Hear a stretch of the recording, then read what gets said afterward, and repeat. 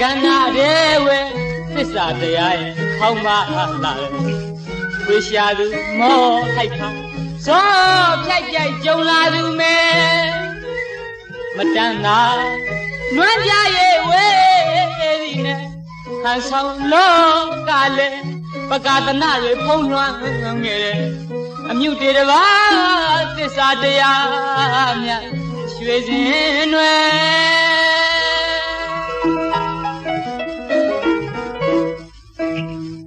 ဘဝကန္နာရဲဝဲသစ္စာတရားရဲ့ခေါင်းမလာတယ်ဝေရှာသူမောဟိုက်ခါဇောဖြိုက်ဖြိုက်ကြုံလာသူမဲမတန်းသာ